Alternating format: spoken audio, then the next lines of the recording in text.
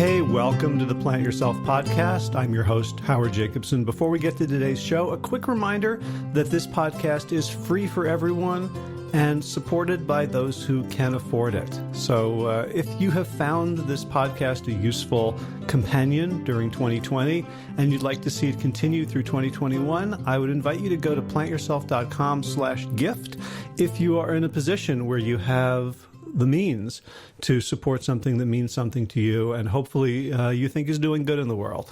You can use PayPal or Patreon. You can make a one-time contribution or become an ongoing, sustaining patron of the show. And if funds are too tight for you to show your appreciation in a monetary sense, you can still leave a review of the Plant Yourself podcast on whatever platform you listen to podcasts. That also helps us a great deal. All right, on to today's episode. This is the Plant Yourself podcast. I'm Howard Jacobson of plantyourself.com, the Big Change Program, and wellstarthealth.com. This podcast is part of my mission to help you live a terrific and transformational life. So a couple of weeks ago, I was at the Engine 2 event called Plant Stock. This year it was in the Black Mountains of North Carolina. And I was honored, privileged to moderate a panel on transformation. And there were 4 speakers on the panel. There was Josh LaJaunie, Ken Lander, Adam Sud, and Joseph Alexander. Joseph has not yet been a guest on the podcast, but I hope he will be soon. The other 3 you can find if you just go to plantyourself.com and do a search. Adam, I interviewed with his mom, Lisa, when I was at the Get Healthy Marshall event. I believe it was a couple of years ago now. That was a really interesting podcast because Adam had been addicted to Adderall and weighed about 300 pounds and was a type 2 diabetic and was really at rock bottom. And he and his mom discussed his journey down and his journey back up, and it was extremely emotional. Ken Lander, I met at Plant Stock, I believe it was a year ago, and was fascinated by his story where he transformed his life, and his doctor took a look at his medical records and asked, "Did you get a heart transplant? Because it looks like you have a whole new heart."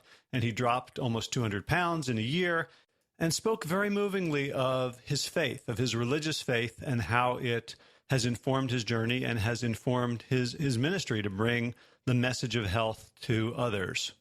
If you're a listener to this podcast, you don't need an introduction to Josh LaJaunie, my business partner at Wellstart Health and Big Change Program. If you're new to this podcast and you haven't heard of Josh, he was on the cover of Runner's World in December 2016 after losing 230 pounds on a plant-based diet and becoming a runner. And he has one of the most inspirational stories and the most inspirational personalities out there. And you'll certainly get a sense of his blunt, no-nonsense, cut-to-the-chase, no bullshit approach as he answers questions from audience members. I wasn't really set up to do high-quality recording. I took my portable recorder and stuck it on a chair near where the panelists were sitting. Some of them were louder than others. I had to do a lot of leveling in post-production, and it's not going to be the highest quality audio podcast you'll ever hear from me. I hope that the content from these 4 amazing human beings more than makes up for it. I also removed all the audience questions, both in the interest of privacy, because I didn't have everyone's permission to put them on the podcast, but also because they were asking questions from all over and the audio quality was even worse.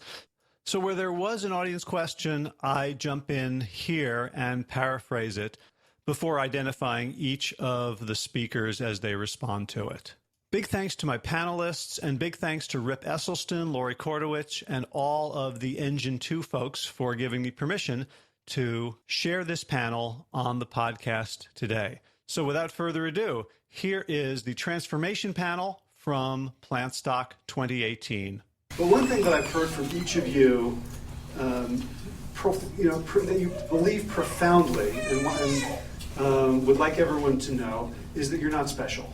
Absolutely. Right? Because the minute we look at your transformation stories and go, oh my gosh, that's amazing how they do that, what's the X factor, what do they have that I don't have, then there's no point to this. Then we're just watching a Hollywood movie that has no relevance to our lives. So I'd like to begin by asking the question, When you think about your whole transformation from wherever you consider it starting to wherever you are now, what was the easiest part?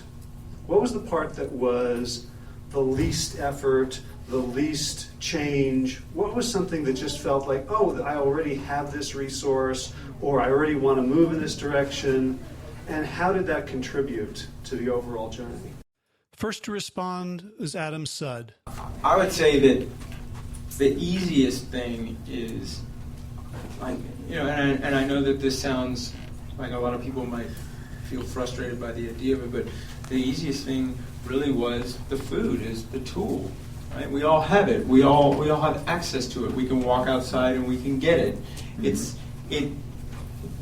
something that I think that people. One of the things that never ceases to amaze me is people's ability to overcomplicate the simplest of things. I remember telling myself when I got started that my goal was not to try every unbelievable recipe I could find. But I'm not a cook. That is a surefire way for frustration for me. My goal was to do this thing for 7 days in the simplest way possible that allowed it to be easy for me, to give me the opportunity to see what my body was capable of. And then at the end of that 7 days, determine what worked, what didn't, and what was the next one thing I was going to add to it. And I think that's the one thing that I find that is so easy for everybody, is that we live in a society and in a culture where we can walk outside and have an option between fueling ourselves with the greatest health possible, or killing ourselves with the most destructive foods possible. And that is a gift that is rare in this world. I mean, that is not something that the majority of the planet has that opportunity. And we overcomplicate it by believing we have to cook elaborate recipes, and it doesn't have to be. It's simple. Next up is Joseph Alexander. Well, I am a cook. No, what Adam said is absolutely right. We overcomplicate this cooking thing. If I'm on my own, can of beans, bowl of greens, I'm done. Why does it have to be harder than that? If you've got the time, great. Make it a little harder, but you don't have to overcomplicate it. But I'm going to step up from that a little bit and say, for me, the easiest part was understanding the whole scenario. I've been following the Forks Over Knives crowd for years. I've read the science, I read the research articles, I watch the new stuff as it comes out, and so for me, understanding the processes on a scientific level, that was pretty easy. Now, just like the food, it's really easy to make that really hard as well. This is also a big sticking point for people, this need to understand. In my case, I have the tendency to intellectualize things and make them far more complicated than they need to be. This doesn't need to be that way at all. This is a really simple process that anybody can approach at whatever level they're at. And so, I think just like the food, don't overcomplicate this stuff. Pick up the books, read the articles, not the scientific articles, but like the ones that just talk about, hey, do this, and then do this, and just do that, and do the other thing. And now, Ken Lander. I'll go just a bit, I guess, in a different direction. The easiest thing for me was that I didn't have a choice. That was the easiest thing for me. I talk to people a lot. They always come with, well, I'm doing this and doing that for, I can't do that or this. But I hear it all the time, and I go, well, it must be really, really much harder if you're not on death's door, when you can't breathe. Much easier to make the decision. But the extension of that is that I think once you know that you're heading that way, then the decision gets a lot easier. So I would say that that's one of the processes, is visualizing where you're going to be if you don't change.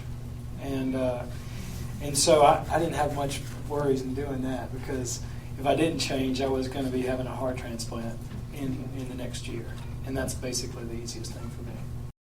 Last one to tackle this question is Josh LaJaunie.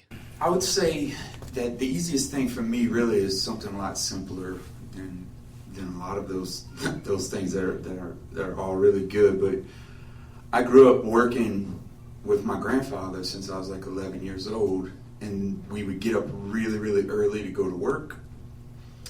And on the weekends, we'd get up really, really early to go deep sea fishing or go into the woods and go duck hunting or go. So waking up very early for me was the easiest step, and the easiest thing for me. It was something I recognized very early that I had a leg up on a lot of folks, because I'm used to waking up at 2:30 in the morning if I need to. Waking up at 3:30 in the morning if I need to go for these 2-3 hour walks and walk/jogs I was doing very early on a weekend morning. So, and it's like an added little bonus because I don't have my grandfather around anymore. When I wake up that early, it's like I'm with him, you know. So it's not a task for me to get up early. It feels good. It feels right. And so I would say that is the easiest thing for me, and I think it has helped me a lot, is being willing to wake up at the butt crack of dawn regularly. You know, one of the things that is maybe a concern is that we're looking at you guys and thinking like maybe this is an anomaly, maybe this is self-selection bias, and that there's like, how come we're looking? You guys have done it, other people haven't, and so I want to look at the issue of all of you are up here paying it forward. And you're part of I'm curious about how your interactions, you're sharing this lifestyle, you're sharing your story, helping other people, reaching out, which I know you all do on a daily basis with others, how that plays into your own ability to sustain it and grow the transformation, as opposed to, okay, I made this change and now I'm done. Josh LaJaunie was the first one to take this question.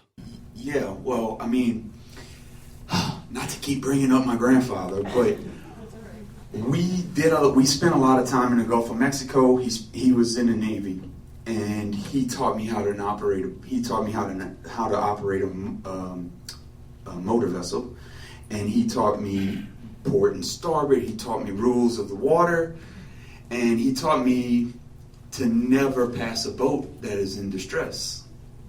And so here I am, I have something figured out that feels really good, that has changed my life in a major way. And there are a whole bunch of vessels in distress all around me. I see it every day of my life. And so rather than me just sit here and try and maintain some weight loss that I've created in my life, finally, now I can do something. It's not me being on defense anymore from being a fat guy. I'm not defending myself from being fat anymore. Now I am on the offense, and I'm actively going and being sort of a first responder in a way, and helping those vessels that I see in distress all around me. And so it keeps me busy, and it keeps me alert, and it keeps me on fire, and it keeps me moving forward, and it keeps me progress-oriented and positive and, empathetic, So that's how that ties in for me in my life. Now, Ken Lander.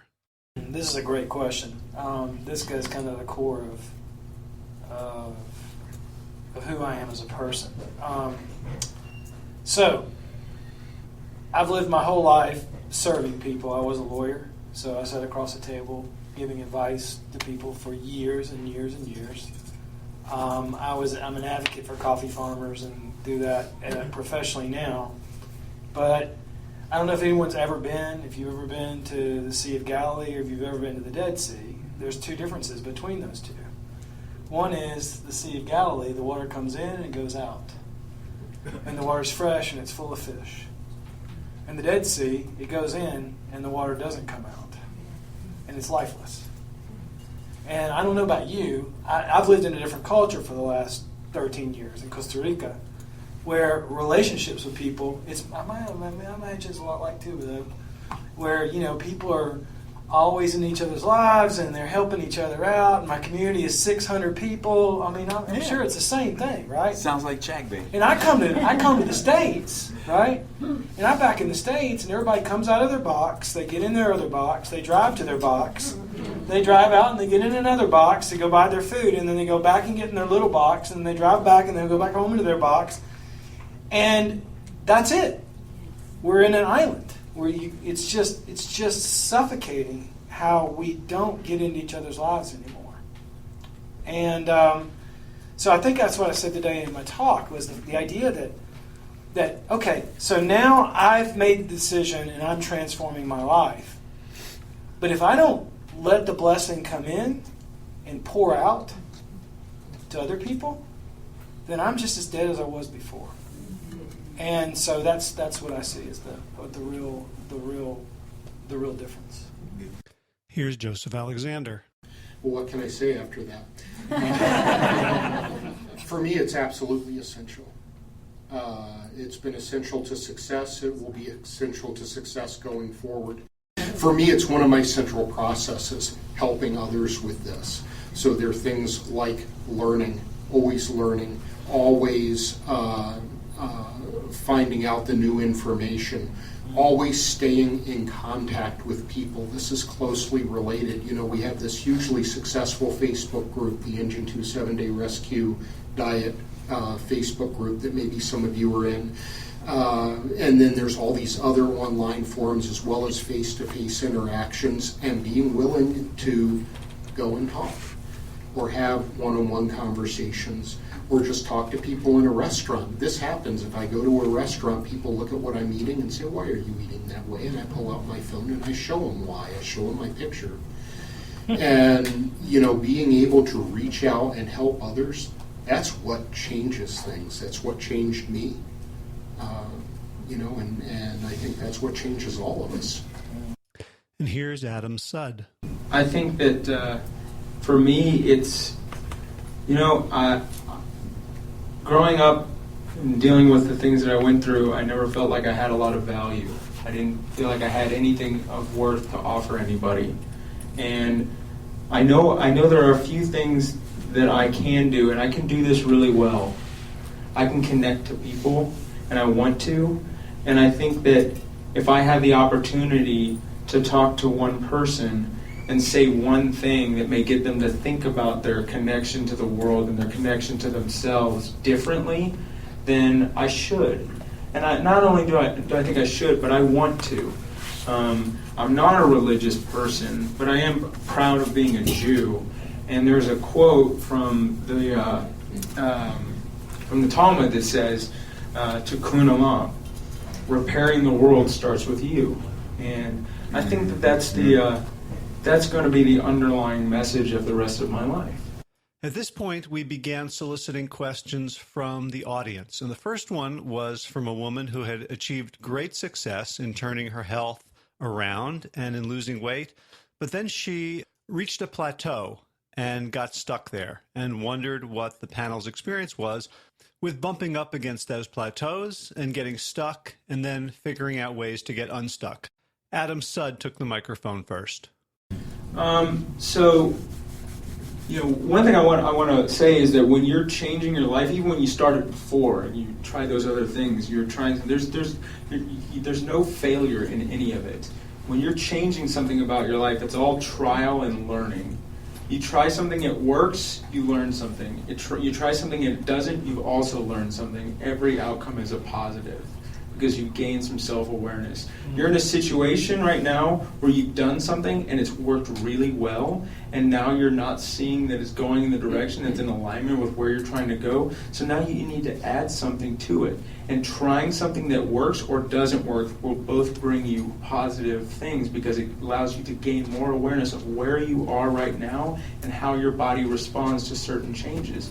I mean, none of us did this perfectly. No. None of us are perfect. Did a lot of screwing up. Yeah, and that, we're still doing it. That's probably the better way. In fact, it was those opportunities that allowed us to gain that greater awareness of self. Like, you know, I know that for me, You know, I can't allow myself the opportunity to be in a situation where I might go out and start drinking. You know, if I were to try, there's a possibility that I might do something else, and I don't want to do it. Is it going to destroy my life? Probably not. But at the end of the day, I know that doesn't work. And so in the same thing, you found things that you know are no longer serving you. Those are great things that you gained about yourself. Now you're going to try one new thing. Don't overcomplicate it. Do one thing. Add more movement, or slightly alter your diet into a different format that allows you to see something new, to change something about yourself. However it happens, it's positive. Here's Joseph's reply. I did this back and forth thing between 350 and 275 and 375 and 275 and 400 and 275. I think until now, the last time I weighed under 250 was when I was a freshman in college. We're talking 25 years ago. So it was really interesting for me, and I don't know if there's a physiologic reason for this, but there was a definite barrier there. So everything I've tried in the past, the Atkins diet or protein power, or whatever the keto equivalent of the day was, there was always that barrier there at around 250 or 260, and I don't know what went on with that. I just could not get below it. It was my stepping off point.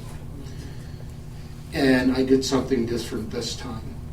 And I talked about this a little bit yesterday. Persistence. I did not stop. And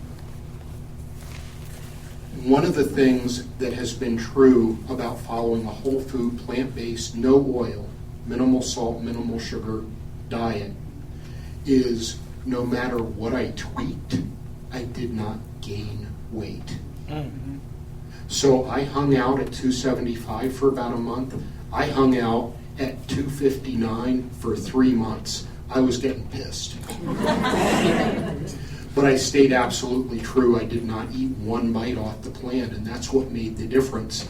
And you know, I was training for some races and doing some running, and I think that was adding on some muscle weight. But all of a sudden, bang! I dropped 10 pounds, and then I dropped another 10 pounds. And you know, I think also as I get closer to where I'm headed, wherever that might be, that process slows. And I've heard this from many, many people. You know, that last 10 pounds or that last 40 pounds was a bear. And it doesn't take the year or the 6 months that the previous weight took. It might take a year on its own or 2 years on its own, but you get there eventually. The biggest thing is do not stop. Do not give up what you know works and what you see 700 people around you that's working for. Next, something pretty interesting happened. Ken Lander was supposed to talk next and wanted to defer to Josh because Ken feels like his weight loss has been stuck and therefore he's not really an expert and that Josh is his inspiration. And Josh pushed back, I think correctly, saying that just because someone's stuck doesn't mean they don't have something valuable to share. And in fact, people who think that the journey is just one of easy, continuous weight loss are going to be sorely disappointed at some point. And so listening to Ken's current struggles can actually give people hope and guidance and advice along the way. So here's that little interaction, and then Ken takes over. I shall let you go because you got. I'm in the fight. I'm still in the fight. No, you need to speak more to me then. Yeah, but you know, you've been such an inspiration on those things to me. Don't make me get the hose. So I dropped 138 pounds in the first 10 months, and then the last from literally this last year, literally from August 19th to August 19th, I lost 51 pounds. And I just can't get past right now 241. And I just can't do it. I mean, I am increasing my exercise. I'm counting my calories even more. I mean, I'm going beyond, kind of extreme. And I'm in a danger zone, to be quite honest with you, because I'm so competitive with myself that I want to get past it. But I am convinced that your body just reaches metabolic walls that it will not go past. And so what I'm doing now is I'm green fasting on Mondays and Thursdays. And so basically I just eat my green leafies. And I eat lots of them. I eat like 12 cups on Monday and 12 cups on Thursday. And frankly, it's not fun. It's just not fun. I get dizzy, and we're still work out, and so basically what I've been getting from a lot of my friends is just relax, be persistent, but quit trying to worry so much. But I will tell you that there are ways to push through it, and persistence is key. And don't get down on yourself either because you can't do it. That's not an excuse to go back to the other way for sure. And then Josh took the microphone and gave his take on what happens when you get stuck at a weight loss plateau. I'm going to get just a little bit more specific and granular. Okay. First of all, are you familiar with the principles involved with volumetrics and calorie density? Yeah. Okay. So are you really paying attention to caloric density and making sure that we stay to the left of that green line, and that's what I'm eating. We're also not eating. I like to recommend that we get sort of like accidental fasting by making sure that we don't do night eating and then we eat later on, and so we accidentally with our nighttime we get maybe. If you look at there's some places where I share this type of stuff on like the U8 app or whatever, you can see that my average fasting is like 14 hours. Okay?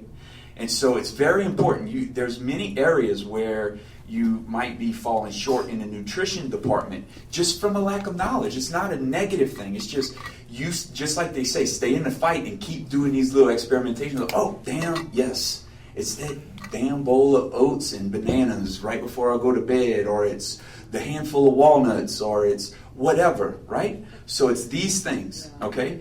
And so that's very important. On the food side, the caloric density and the night eating, huge. That said, we got to move. We got to move. It's not an option. You walked in here, you're able to walk. So then we need to do some extracurricular walking in the life, part of the lifestyle. We need to fold that in, and we just keep growing that. You have your capacity, whatever that is today, that's great. Realize it, own it, and then fertilize it with some consistency and some effort and some sweat and some self-pride and some self-actualization. Right? Nobody's saying to become an ultra-marathoner, but you do need to do some extracurricular bipedal locomotion on the regular. Okay? At this point in the panel, your humble correspondent took over, and noting that the panel was entirely made up of men and that a lot of the people in the audience who were interested in weight loss were women, and that there was a whole bunch of women in the front row who had participated for up to 2 years in the Big Change program, I turned to them and asked for their perspective. And here's that of Darcy Bryant, who is a pharmacist working out of a retail location in Florida. Okay, so lose the last 40 or 50 pounds made me feel good because 50 pounds is what I had. 50 pounds is enough to make anybody sick. And I started to eat plant-based and found myself completely, utterly alone. There wasn't a single soul around me that ate that way. So I joined their program, the Big Change program, and connected with all these people along the front row here. And so I think the connection is huge. Seek it out, maintain it, and for me, what Josh said was the thing that put me over the top. It was the movement. Once I got that movement in every single day, I built some muscle, I have some capacity, and like you, I found that I really stabilized. If I was eating the right things, I was fine. I was staying where I was for the first time ever. And when I put in the extra movement and I clean it up just a little bit, then I get right where I need to be. Look, movement's not exercise. It's necessary. Okay? So until you can surrender to that as a necessary component to one of the very crucial third leg to the stool of menu, mindset, and movement, until we have all of those, we're going to be very unstable. Right? So mix that in. Do it on purpose. You know, don't wait for some hypothetical, well, when I lose 20 more pounds, go outside and get sweaty in the morning tomorrow. Right? Next, we fielded an audience question that was not well recorded. The person was soft-spoken and behind the microphone. And it was about Josh waking up at 2:30 in the morning and how much sleep he actually gets. Because it seemed to a lot of people that, well, that's kind of daunting. And if that's what it takes to move adequately throughout the day, then maybe that's not for me. I don't get up at 2:30 in the morning. That was an exaggeration. Like, if I do get up at 2:30 in the morning, I'm planning it. And so that means I need to go to bed for 6 in the afternoon, right? So it's not like I'm depriving myself of sleep to do these things. There's a process to it. Like, if I was going hunting or if I was going deep sea fishing, that meant I need to get to bed early because I need to get up at 2:30 in the morning. I did the same thing. I would do 20 milers in the middle of the week sometimes when I was getting ready for my 100-mile race. And so that meant I needed to get home from work early as I could and go to bed as early as I could because I need to run 20 miles on a Wednesday, which means I need to start at 2:30 a.m. Right? Yes. I still average about probably 8 hours of sleep a night. I track all of that on my Garmin. Next, an audience member who is a coach for a healthy eating program asked the panel's opinion on what stops people or gets in the way when they try to adopt a healthy diet. And how did each of the panelists overcome that in their own life? First to respond is Joseph Alexander. I'm a nurse, and I'll tell you what it is for me because I think it stems out of some of the same reasons I'm a nurse. I will do anything in the world for you. I will see your problems, I will diagnose your problems, I will apply the proper treatments to your problems and help you out. I'm not worth it. So until I was ready to say, you know what? I am worth it. I am worth taking some trouble and taking some of the time away from the people that I'm serving to do better for me so that then in the end I can do better for them. But until I was willing to, and you know, I can say this and I'm not sure it turns the light on because I really don't know what that switch is. But for me, I was never able to do that before. I was never able to say, I deserve the trouble. I have the right to do good for myself. And now I don't say that anymore. So I had to make the decision to be a little selfish. Next, Adam Sud tackles the question. So, I can only speak to my experience, and, I think that for me it came down to this acceptance that I was sick and tired of believing myself and needing others to think I was always right and being miserable alone. And the two ideas just didn't match and nothing was serving me until I had to accept the fact that not knowing everything is the best way to be able to learn a lot. And when I decided that I was going to accept that in terms of my physical and emotional self, the only way I know how to do it really isn't working for me. And if I can accept those things, then I'm willing to be open to at least hear who's in front of me, who's willing to offer their advice. Maybe some of it will work, maybe some of it won't, but at least I'm willing to try something new and move forward. And at no point was I saying I'm going to do this for the rest of my life.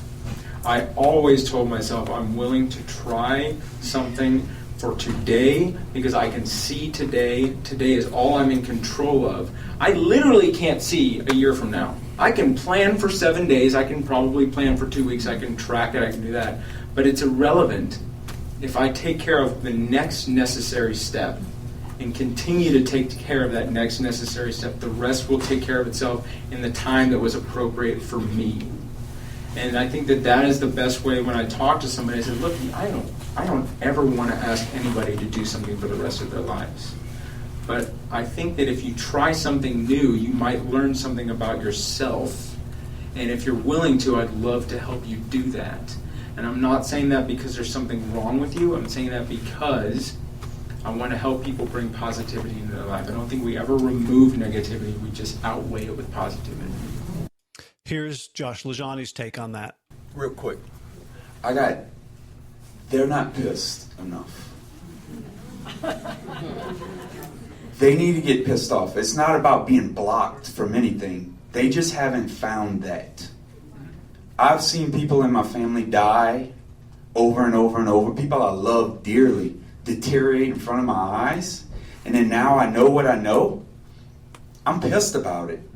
It's not so much about me as much as it is I'm pissed about the whole paradigm. It is insane that my grandfather had such a plethora of touch points with modern healthcare, and yet we still have the outcomes that we had, right?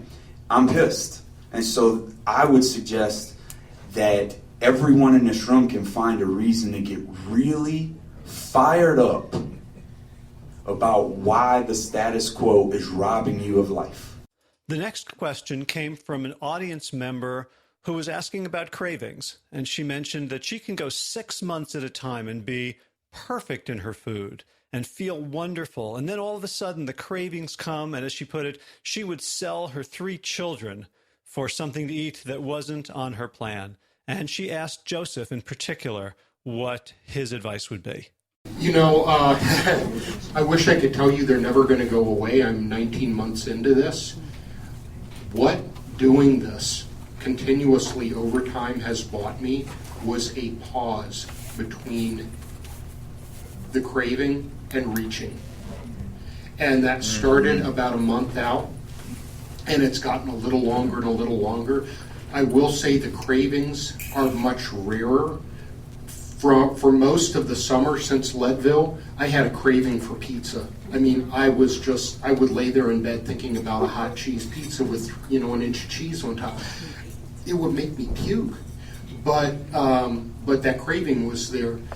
But I had the time to think and rationalize and do that. And really, the white knuckling, and I don't know if you guys remember this, me talking about this a year and a half ago, but I was white knuckling it a lot of the time. And I still tell people today, this is not an easier path. Don't think for a minute that, hey, we're offering you some kind of easier, softer way here. We're not.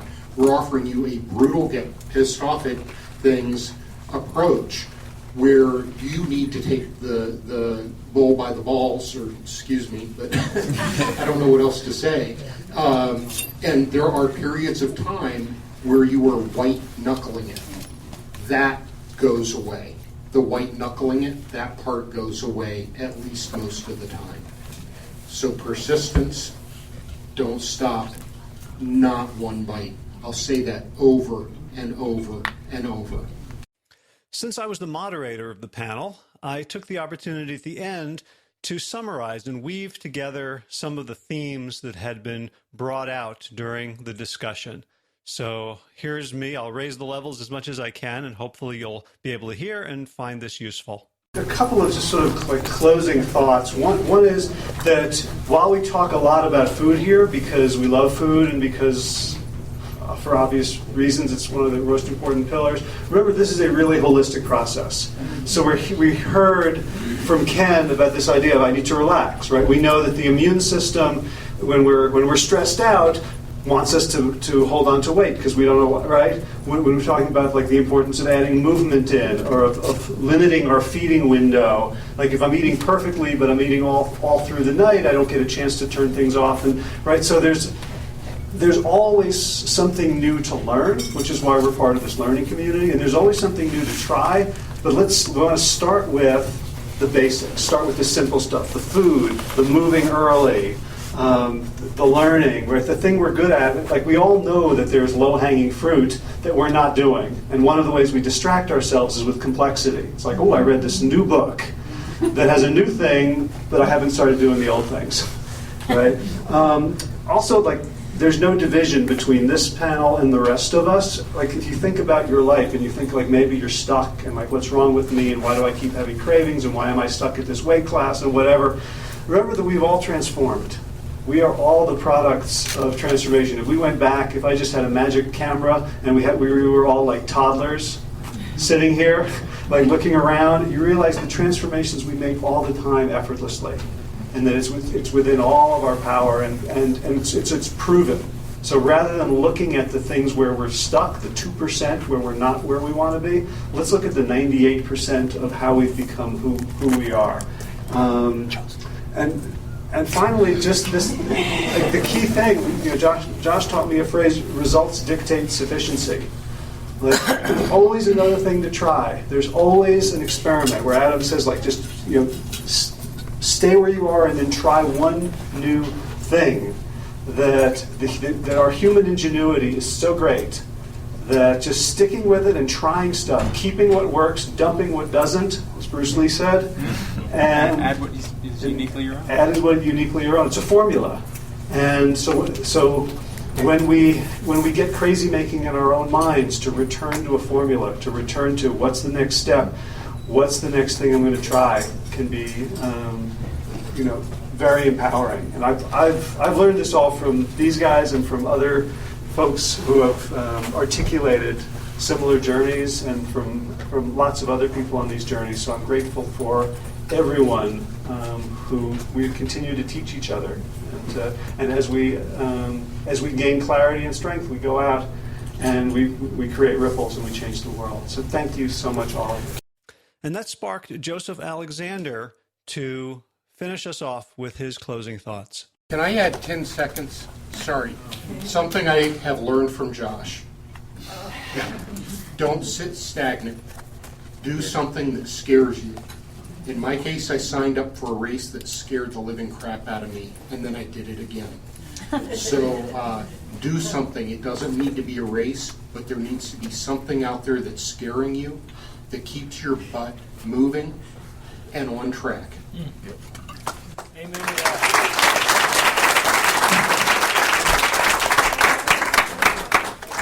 I left in the applause there for Joseph's comment. I love that you always want to be doing something that scares you. And it doesn't have to be scares you in a physical sense, like, lying down on a railroad track or running a 50K, something that feels like rational fear would stop you from doing it. But look for, I think Joseph is saying, look for where the irrational fear is. Look for something where the ego is trying to protect itself, as opposed to the physical body trying to protect itself. Look for where the ego is trying to keep us in a box, keep us safe, keep us from exploring our potential. And I think that's as good a spot as any to conclude this panel discussion with these four incredibly brave human beings who at the same time, by their own admission again and again, are nothing special. They've got nothing that you and I don't have. Yeah, they embarked on these successful transformation journeys and they have fantastic before and after photos, but so can we all. And it comes down to making a decision, to leveraging our resources and our strengths and committing to that decision. That, as Joseph says, not one bite, which in our case can be, we just commit and we stick with it no matter what the thoughts are in our head. We don't have to listen to them. We don't have to believe them. We don't have to be prisoners of them. And practicing what Joseph said at the end about doing something that scares you means that every single day you're challenging your limiting beliefs, your notions about who you are, who you've always been, who you have the right to become. That constantly knocking away at that, like that old computer game of Breakout, where every time your little green dot hits one of the bricks in the wall, the brick bursts, and eventually you can take down the whole wall just by doing one little thing at a time. All right, so I hope you really enjoyed that panel discussion with Josh LaJaunie, Ken Lander, Joseph Alexander, and Adam Sud from Plantstock 2018 on their transformation stories. I'm going to include links in the show notes for today's episode, which is plantyourself.com/285, to each of their websites if they have one, and to the Engine 2 events page. So if you like, you can sign up for next year's Plantstock and come and join us at all the fun. If you'd like to support the show, one of the best ways to do so is to give it a rating and a review on iTunes. I got a couple of new ones since the last time I shared. Anthony 700 from the UK writes, "This is an essential podcast. I am a new subscriber and already hooked. Howard leaves you wanting more. A brilliant and informative podcast for everyone who takes their health seriously and should do. The best of all my downloads. Keep up the great work, mate. And on behalf of the vegan community, thank you for the hard work you put into the podcasts. The shows are very much appreciated. Tony from London, UK. Well, thank you. It's great to know that there are folks in London who appreciate my work, because there's an awful lot of folks in London whom I appreciate. So right back at you. And mate, maybe you're from Australia originally. So good on ya. And I also have a review from Colleen Patrick Goudreau. Love this podcast. Always great and always inspiring, to keeping me on my path of health and wellness. Well, Colleen, I'm a huge fan of yours, so thank you very much for the love. I got a teeny bit of garden news. The edamame have been coming in fast and furious, so pounds and pounds of them, been cooking them in giant pots and just sort of standing over the compost bucket and kind of like turning myself into a machine to get out the soybeans, and then throwing the pods and husks into the compost to head back out into the garden. Those are about done. The muscadine grapes, the scuppernongs, are close. I would say another week or two, and those should be there in abundance. And I've noticed that we have one of the best looking pecan harvests in a while. We have not eaten almost any of pecans from last year because there's so much darn trouble to shell. So anyone in the area who wants to take home a bunch of pecans, just hit me up, hj@plantyourself.com. We'll find a time for you to come. Probably in 2-3 weeks, they'll be ready to take off the tree and let sit for 3 to 6 months to become ready to eat. In running news, I still haven't chosen a race, but I did do a more or less tempo run on Saturday, 10 miles, average 9.5 minutes per mile, which is not near where I was a year ago, but I'm still recovering. And I've also been doing a lot of sprinting as part of the Ultimate Frisbee practice and the Carborough Fall League, which started last night, which had me chasing a bunch of skinny guys in their early 20s, which was a great deal of fun until they got serious and just sort of sprinted away from me. All right, if you've listened this far, I'm hoping that you are a fan, and one way to support the show is to do so financially. If you have the wherewithal, if you have the means to make a monthly contribution, that goes a long way, both psychologically in helping me feel like this work means something out in the universe, but also practically just giving me a financial cushion so I can spend the hours that it takes every single week to find the guests, research, do the calls, do the post-production, write it up, and everything that goes with it, and then promoting it to increase the audience. If you want to do that, you can go to plantyourself.com. Scroll down on the right sidebar. You'll see a Patreon button, which allows you to very easily sign up to become a monthly patron to give me a predictable and reliable income source related to this podcast. And there's some goodies that go along with that. But basically everything that you could get, everyone's already getting for free. And so what really you're doing is your part in making sure that this information is freely and publicly available to whoever can benefit from it. All right, it's time for the thanks. Thanks, of course, to Will Ridenauer for allowing me to use Sabali Dawn, the Dance of Peace. His beautiful song is the theme music for this podcast. Check out willridenauer.com for more music and for information about events in which he will be playing.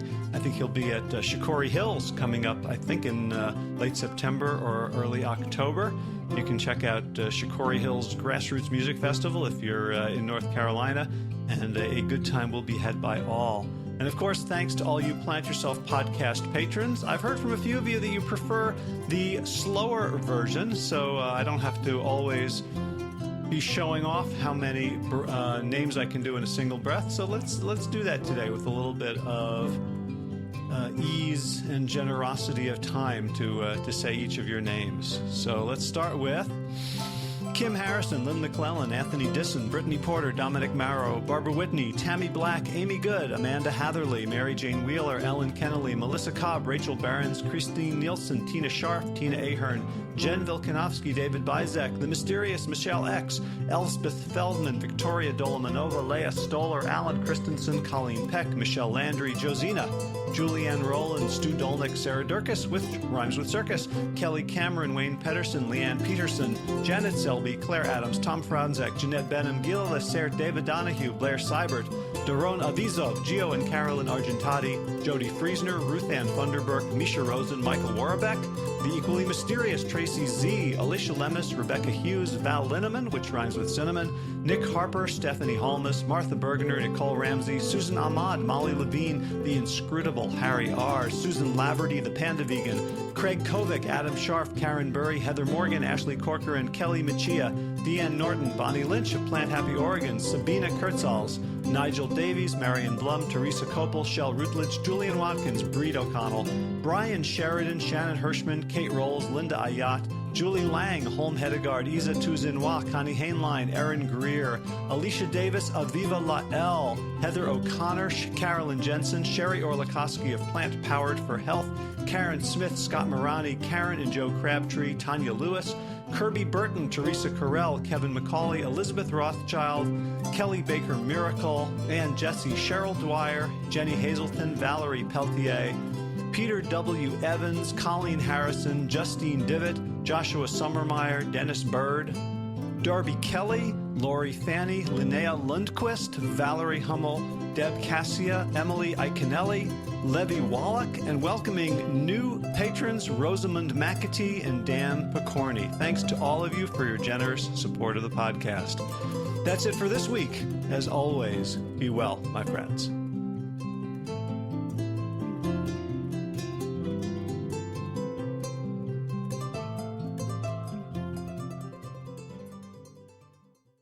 All right, time for thanks. Thanks to Will Ridenauer for allowing me to use his beautiful song Sabali Dawn, the Dance of Peace. You can find more of Will's music at his website, willridenauer.com. And of course, thanks to all of you Plant Yourself podcast patrons.